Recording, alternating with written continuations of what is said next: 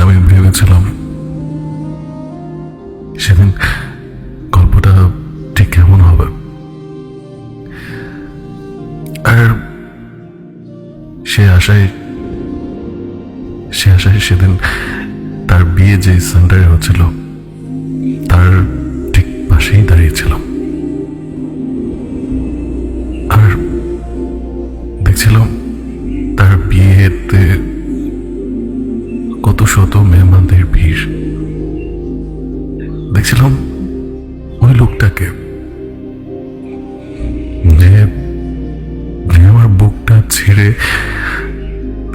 আমার কলিজাটা নিয়ে যেতে এসেছিল।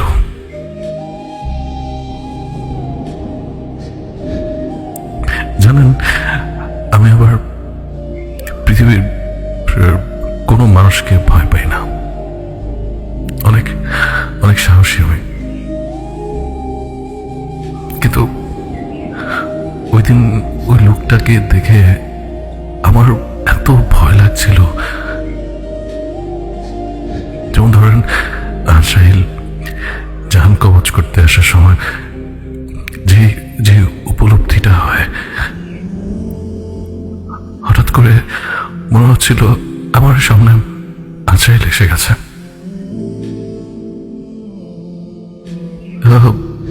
একটা সময় পর আমারও শরীর আর অপেক্ষা দুইটাই অবশ্যই আসার সময় এসে গেছে।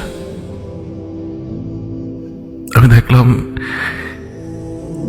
দেখলাম সিঁড়ি বেয়ে তুমি তোমার নতুন জীবন সঙ্গীর হাত ধরে নামছো, তবে তোমার মুখে হাসি ছিল না।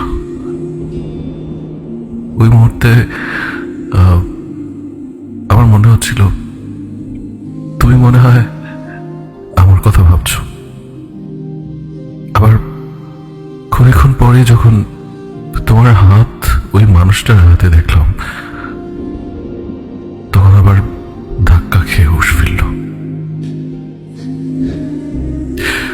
শত মানুষের ভিড়ে আমি শুধু তোমারই দেখছিলাম, আর বাকি সবকিছু ঝাপসা লাগছিল। জানো, একটা সময় পর তুমিও ঝাপসা হয়ে এলে সাজানো একটা গাড়ির মধ্যে তুমি উঠে বসে পড়লে। আমি তখনও ভাবছিলাম তুমি এই বুঝি নেমে যাবে, চিৎকার করে ডাকবে আমায়, পাগলের মতো খুঁজবে।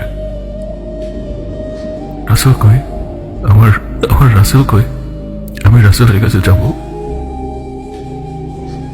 কিন্তু আমি বোকার মতো ভাবতে ভাবতেই তোমার নিয়ে চলে গেল। আমি দৌড়ে তোমার কাছে যাব ভাবছিলাম, পরে থেমে গেলাম এই ভেবে যদি তুমি আমারে না চিনো, তখন ধীরে ধীরে